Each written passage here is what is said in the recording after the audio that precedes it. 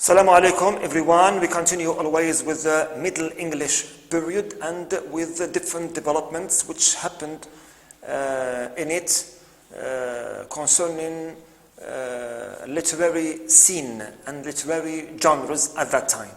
So this period in fact witnessed the boom, right, and prosperity of poetry like the Old English period, right, but also this genre, I mean verse or poetry, also enjoyed more diversity. There were many new genres which appeared right during this Middle English period. But always the dominant feature of it was the, if you can say, dominance or the spread of the religious themes. Right, religious themes along most of the poetic productions. Clear? Now, poetry in fact was the common genre during this Middle English period. Clear? And it was influenced much by the French language and its vocabulary as well as structures. Okay, of course, due to the Norman invasion, which imposed the French language, clear, on different life domains and also official institutions at that time. So, logically, right, the poetry, like all the other genres, okay, and aspects of language, was influenced a lot by the French language. Clear? And also, it kept using the alliterative verse or the device of alliteration, like also the Old English period, but this time it also adopted with it the rhyming couplets, especially at the beginning of the Middle English period. There was use of alliteration and rhyming scheme in its early centuries of the Middle English period. But later, at the end of this period, of course, alliteration was also being still used, but many poets, they quit the use of rhyme scheme. Right. Now, I said poetry here prospered, flourished, boomed, and also had more diverse types and genres. But there were two main, if you can say, moods, right, which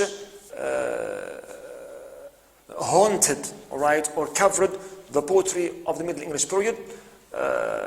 They were either religious, clear, religious mood, religious themes, topics, as well as also romantic or the romance poetry. So these two axes or two themes or two poles were strongly present, right, in most of the poetic production of this period. Right. And among the new types which appeared in poetry, we have first the didactic poetry.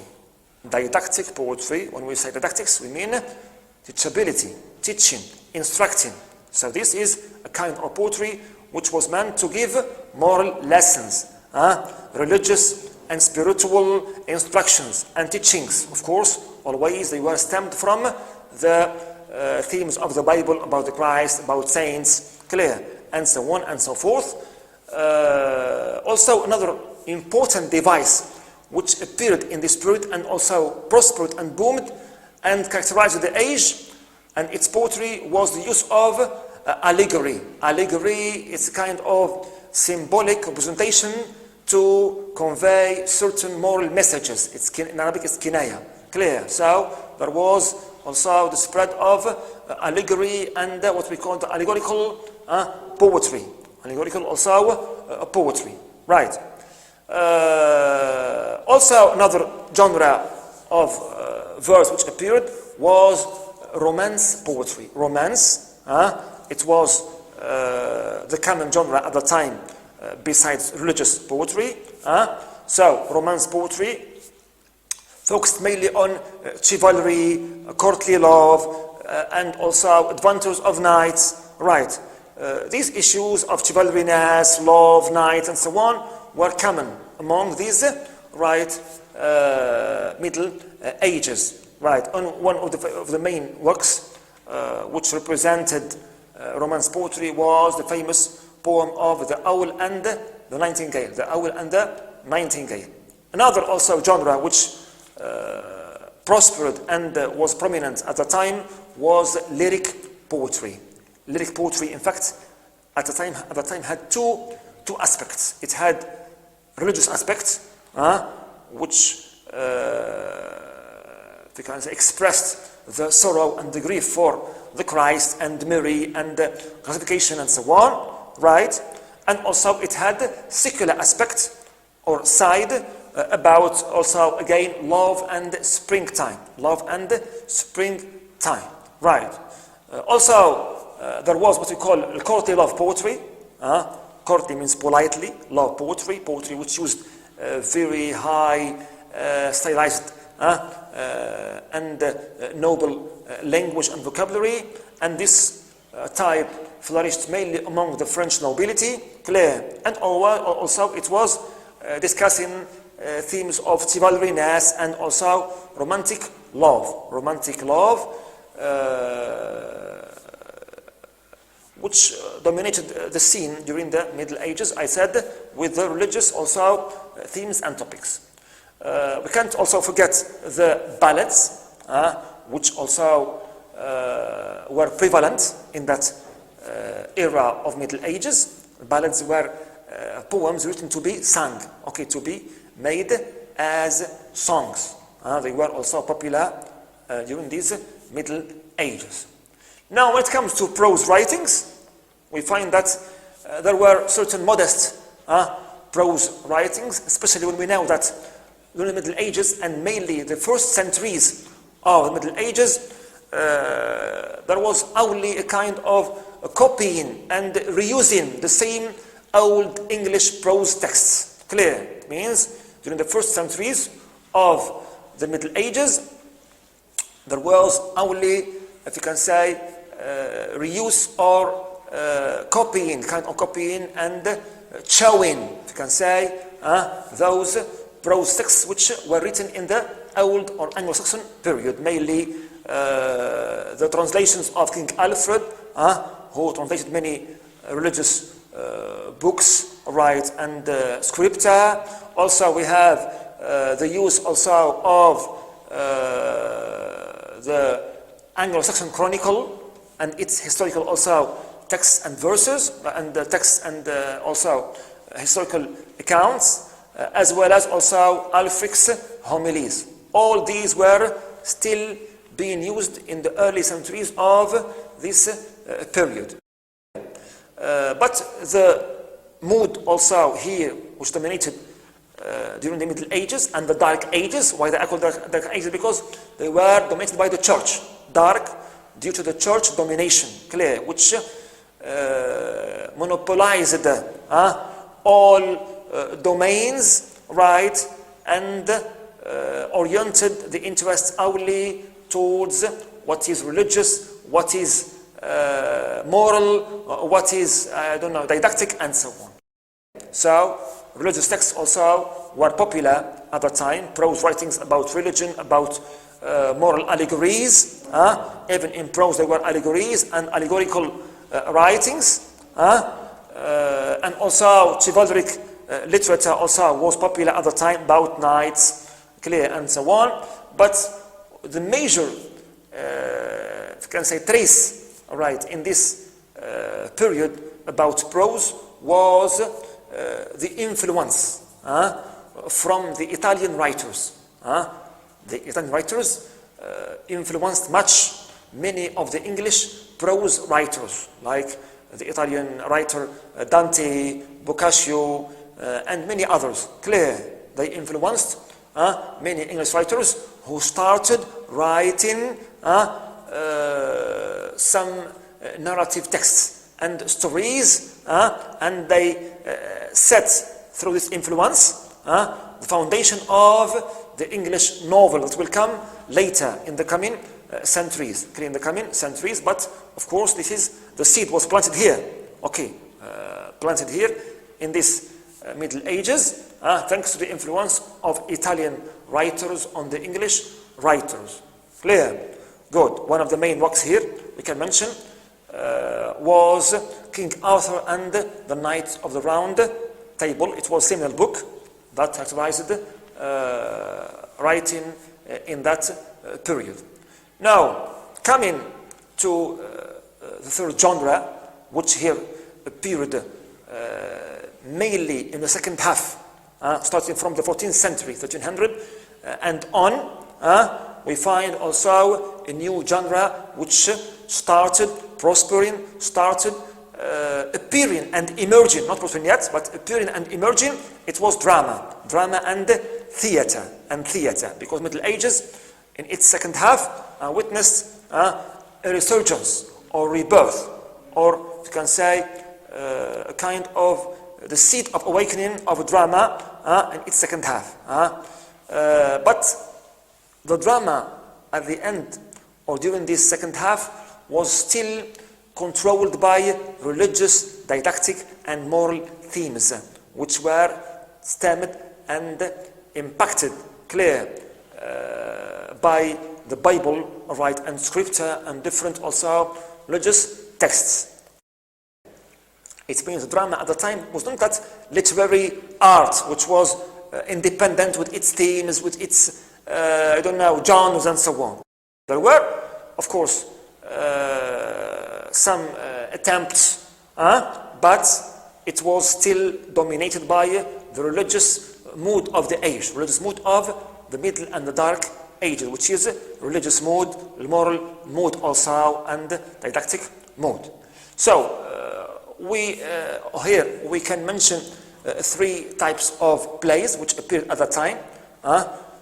We have what we call mystery plays, which appeared mainly in the 14th century, and these they presented stories from the Bible again and religious teachings, and mainly were concerned with the universe and also the creation, of humanity from the early days till the day of judgment. Also, there was what we call morality plays from morality.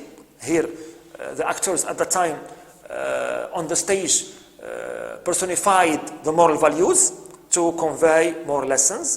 For example, generosity, kindness, honesty were made or presented in the form of characters who were speaking and trying to, of course, preach the audiences to follow the guides of the Bible and its moral teachings and instruction.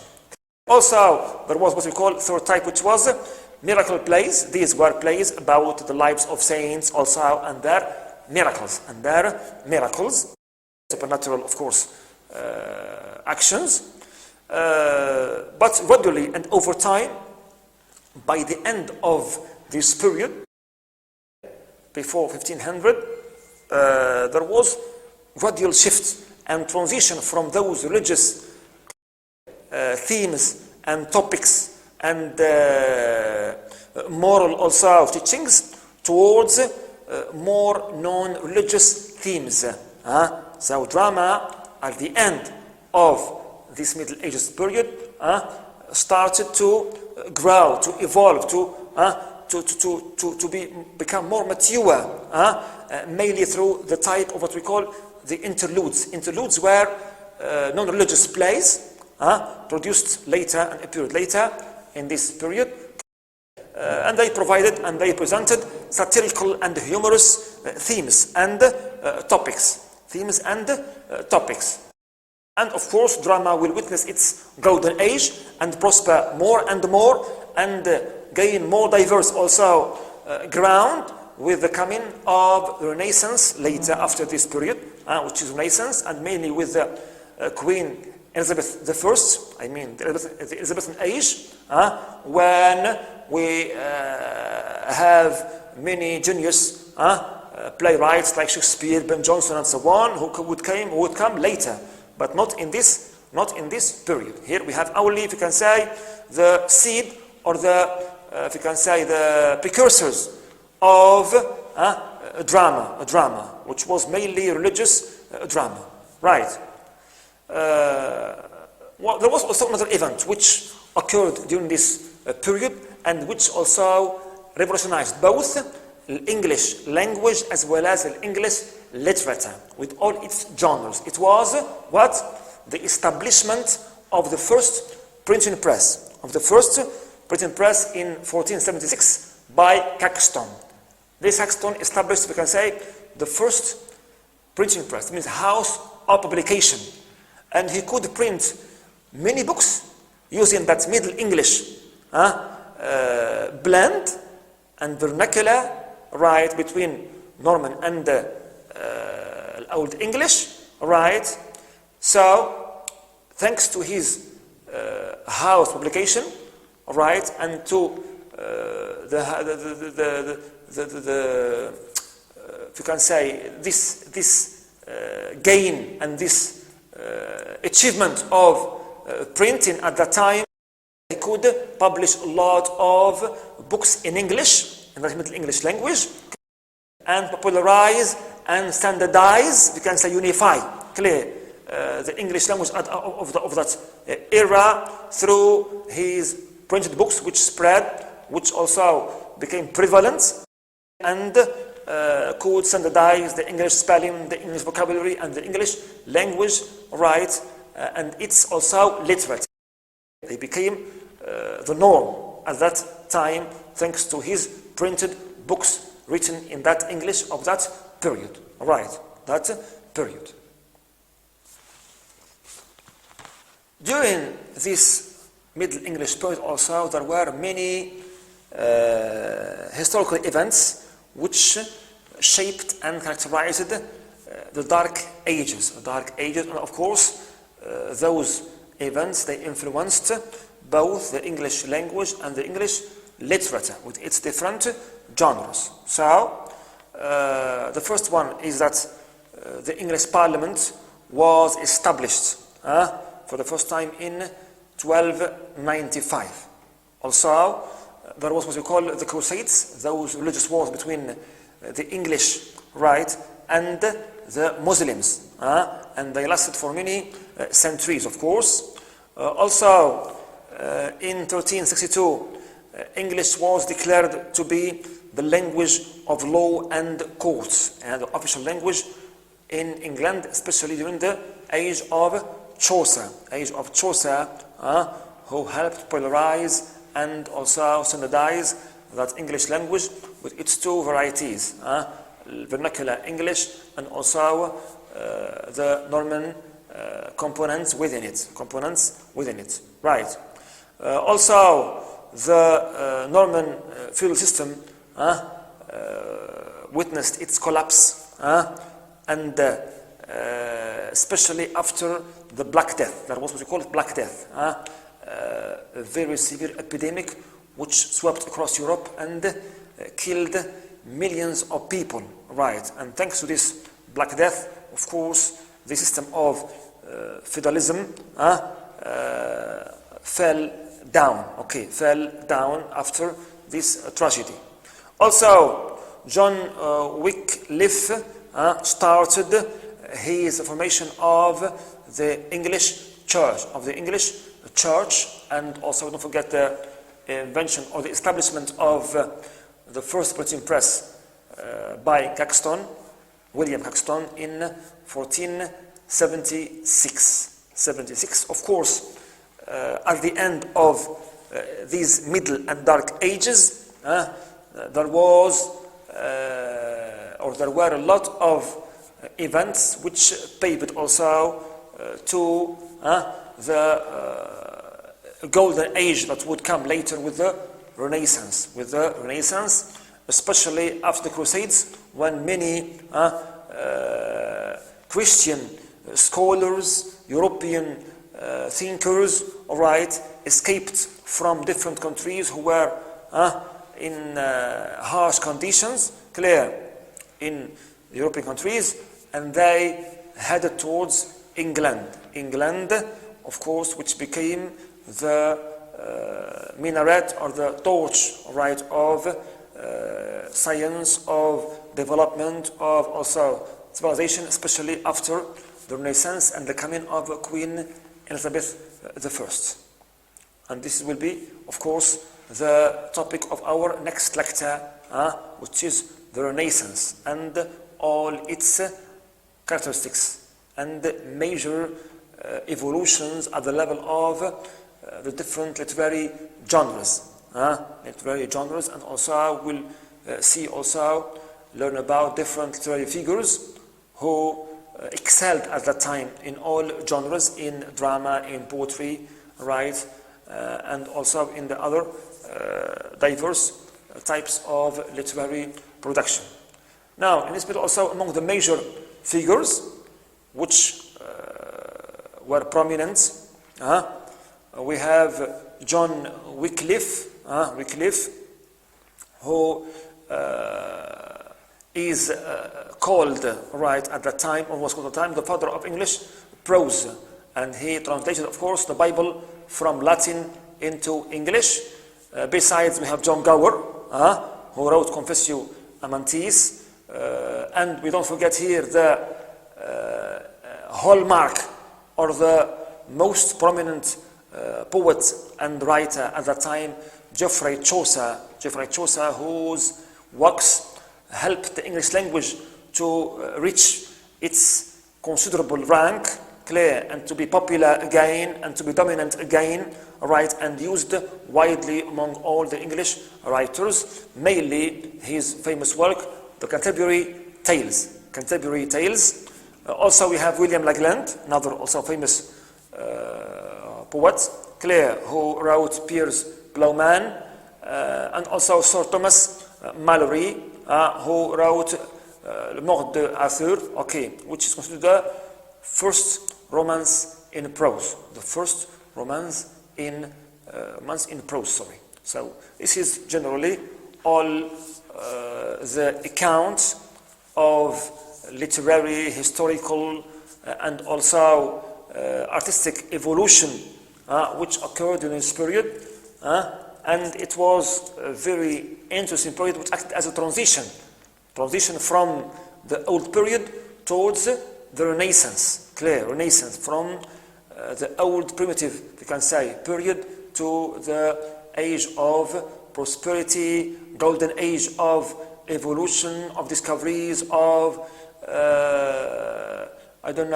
innovations in all levels and in all domains. Thank you so much.